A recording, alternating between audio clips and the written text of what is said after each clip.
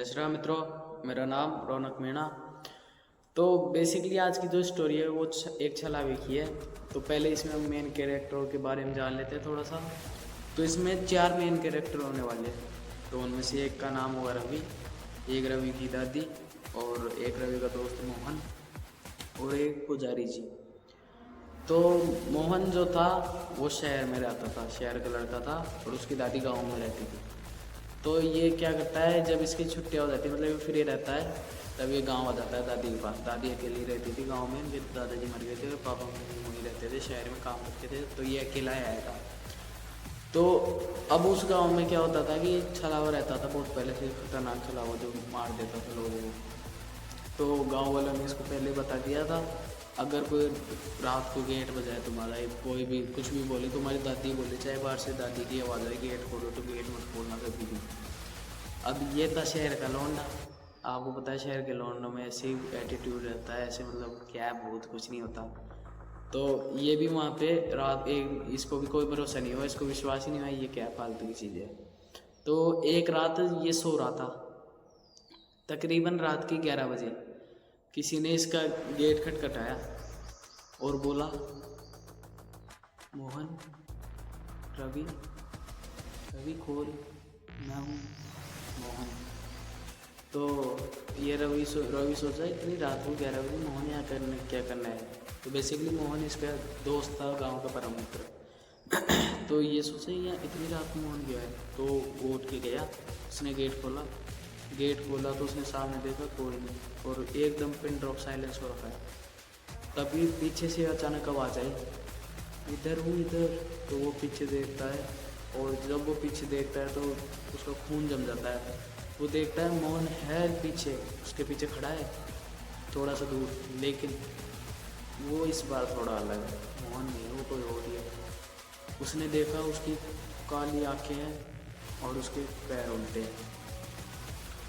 तो वो कहता है तू मोहन नहीं है। तो वो कहता है मैं मोहन नहीं हूँ, मैं छलावा हूँ। वो खुद ही कहता है मैं छलावा हूँ। ये सुन के वो फटाफट अंदर भागता है, गेट बंद करता है और सो जाता है वापस। अगली सुबह गांव वाले बताते हैं, पूरे गांव मतलब मर जाता है तो कोई चर्चा होती है, तो बताते हैं मोहन की तो 3 दिन पहले ही मौत हो जाती है, जिस रास्ते पे रवि ने मोहन को देखा था उसी रास्ते पे। तो वो जो कल उसको दिखा था वो मोहन ही था, लेकिन वो उसकी आत्मा थी, और मोहन को उस छलावा ने मार दिया।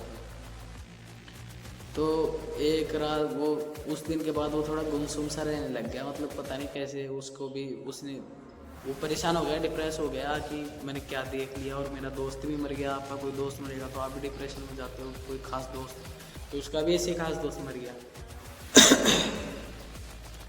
तो वो डेली मतलब ऐसे एक कमरे में बैठा रहता और सिर्फ एक ऐसे दीवार की साइड देखता रहता, बैठे वो ऐसे ही देखता रहता। एक दिन उसकी दादी ने हिम्मत करके उससे पूछ लिया, बेटा आखिर ऐसा क्या देखा था तूने उस रात। तो उसने सारी बात बताई, और एक डर में को बोला वो अभी गई नहीं है, वो यहीं है। ये देख दादी भी डर गई, उनको पता था, लेकिन यहाँ चला रहते और इस बच्चे ने देख लिया। तो वो ऐसे करके थोड़े दिन और रहते हैं। फिर वो एक दिन वापस सो रहे थे, तो वापस किसी ने रवि का जो गेट नॉक करा। तो रवि इस बार उसके पापा की आवाज़ आई, रवि बेटा खोलो, मैं हूँ। वो उठने वाला था, तभी उसे याद आया पापा तो शहर में है। तो वो उसके हाथ कांपने लग गए और वो पूरा डर गया, और वो वापस से ऐसे लेट गया। और फिर और तेज़ गेट खटखटाने की आवाज़ आई, और गुस्से में बोला खोल, गेट खोल। तो गेट नहीं खोला। तभी जो उसके साइड वाली खिड़की थी वो खुली, और उसमें से वही छलावा आया, लेकिन इस बार वो और भी डरावना था। उसकी लाल लाल आँखें, और उसका आधा चेहरा था मोहन का था और आधा किसी अजनबी का था, और उसके पैर उल्टे। वो देख के वो डर गया। तो उस छलावे ने बोला तो चल मेरे साथ। तभी वो कहता है मैं तुम्हारे साथ नहीं जाऊँगा, मैं नहीं जाऊँ तुम्हारे साथ। फिर वो कहता है तू तो मेरे साथ पहले ही आ गया। तो रवि को समझा नहीं क्या बोल रहा है। फिर वो उसके पैरों की साइड इशारा करता है, तो वो उसके पैरों की साइड देखता है, तो रवि के पैर भी उल्टे हो चुके थे तब तो वो डर जाता है और वो भागने लगता है बहुत तेज वहाँ से। तो तभी उसको उसकी दादी की बात याद आती है, अगर छला हुआ दिखे तो उसकी आँख से आँख नहीं मिलाना और भगवान का नाम लेना। तो वो ऐसे सर नीचे करके तेज बोला राम राम। तो अचानक से एक हवा का झोंका आया, बहुत तेज ठंडी हवा, और सब शांत हो गया। पर फिर अगली सुबह उसकी दादी आई उसके कमरे में, तो वो देखती है वहाँ कुछ नहीं है, और बस खून खून होता है ना, खून, उससे दीवार पे लिख रखा है मैं वापस आऊँगी। तो उस रात के बाद उसकी दादी रोई उस दिन, क्योंकि रवि का पता नहीं था, और उस रवि को तो उस छलावे ने मार दिया था। तो उन दादी को पता था इस छलावे को कैसे ख़त्म करना है। तो वो एक उनके गांव के एक पुजारी को बुला के लाती है। पुजारी आता है, पुजारी कहता है ये कोई साधारण छलावा नहीं है, इसकी ये एक अंतिम इच्छा, इसकी कोई इच्छा पूरी नहीं हुई, यह अधूरी इच्छा का छलावा है, और ये अब लोगों को मार के एक साथ कर रहा है, इकट्ठा कर रहा है लोगों को, और इनसे इच्छा पूरी करवाएगा इसकी। तो दादी कहती सब पाँव पकड़ लेते, प्लीज़ इसको शांत करो, हमारे लोगों को, ये मोहन और रवि को मार दिया, तो हमारे 2 बच्चों को ले गया, ये उनको लाओ। तो वो कहता है तो आज रात 12 बजे हवन करना पड़ेगा उसी जगह जहाँ पे मोहन की मौत हुई थी। तो ये उस रात जाते हैं वहाँ पे और कुछ हवन करने लगते हैं। तो वो वहाँ जाते हैं, वो देखते हैं हवा चल रही है बहुत तेज़, और ऐसे लग रहा है जैसे उनके आसपास उनके अलावा और कोई है। तो वहाँ पे वो हवन करने जाते हैं पुजारी जी, रवि की दादी और कुछ गांव के लोग। तो वहाँ पे वो उनके वो हवन कुंड बनाते हैं और कुछ करने लगते हैं हवन। तो जैसे वो करने लगते हैं तो उनको तो एक घेरे में बैठा दिया था पंडित जी ने, गाँव वालों को और दादी को, और वो खुद अलग बैठे थे। तो तभी एक आवाज़ आई, आए गए तुम सब, और ये आवाज़ एक की नहीं थी, ये 2 की आवाज़ थी, रवि और मोहन की। तो जब ये बोलती है तो वो दादी पीछे मुड़ के देखती है, तो रवि पीछे खड़ा था, उसके पैर उल्टे थे, और उनके शरीर ऐसा ही था, मतलब जैसे वो चल रहे हैं ना, तो उनकी चलने जैसे हड्डियों की आवाज़ आ रही, चल रहे हैं तो एक कदम रखा फिर हड्डियों की आवाज़ ऐसे टूटेगी, तो वैसे आगे आ रहे हैं और वो चल रहे हैं। तो जो रवि था वो बोलता है दादी मुझे बचा लो दादी। तो दादी, आपको पता है कोई ऐसे बोलेगा दादी के सामने उनका बेटा, तो दिल दहल जाता है और वो उसकी तरफ बढ़ने लगती है। तभी पंडित जी जोर से चिल्लाते हैं वो रवि नहीं है, वो छला हुआ है, उसके पास मत जाओ। तो लेकिन वो जाती है, और वो जैसे ही दादी का हाथ पकड़ता है रवि, तो उसका हाथ बिल्कुल ऐसे बर्फ़ की तरह ठंडा था, और पर तभी पंडित जी ने उसकी तरफ गंगा जल और राख फेंकी और दादी को घेरे में बैठा दिया, हवन करा।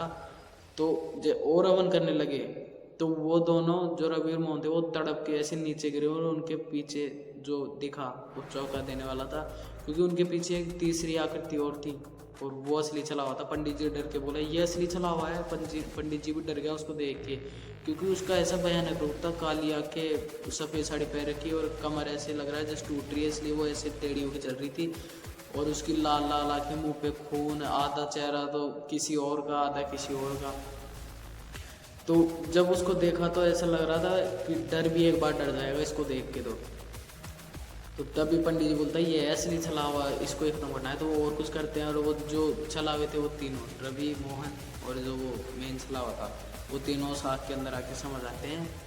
और जब भी कभी उससे पहले जो आवाज़ आती थी मोहन और रवि के मरने के बाद छलावे की, तो वो उन दोनों की आती थी, चलो रवि की और मोहन की, वो दोनों ही आते थे उस टाइम, ये उनसे काम करवाती थी, ये मेन छलावा उनसे काम करवाता था। तो सब कुछ शांत हो गया। फिर पंडित जी बोला अब सब कुछ शांत हो सका है, कोई टेंशन वाली बात नहीं है। तो वो सब चले जाते हैं। लेकिन अगली सुबह जब वो वापस मंदिर आते हैं तो मंदिर की दीवार पे खून से लिखा था हम अभी भी यहीं है।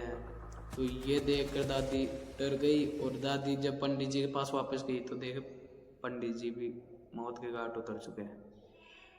तो दादी समझ गई ये तो रुकने से रहे, तो उन्होंने 1-2 पंडितों को और बुलाया, थोड़े बड़े बड़े, तो उन्होंने उनको शांत करा। लेकिन कहते हैं कि वो भी नहीं गए हैं, वो डेली आते हैं किसी न किसी घर के, लेकिन इस बार वो ऐसे तोड़ ताड़ के घर के अंदर नहीं आ सकते। अगर कोई गेट खोला तो वो उसको ले जाते हैं, बाकी गेट ही नहीं खोलना चाहिए इतनी रात को। और आधे लोग गाँव खाली करके जा चुके हैं, और जो वहाँ रहते हैं वो गेट नहीं खोलते रात को। उनको आवाज़ आती है, रवि की भी आती है, मोहन की, कभी दोनों की एक साथ आती है। तो आज की जो स्टोरी है वो यहीं पर ख़त्म करते हैं, ज़्यादा टाइम नहीं लेंगे। जय श्री राम। लाइक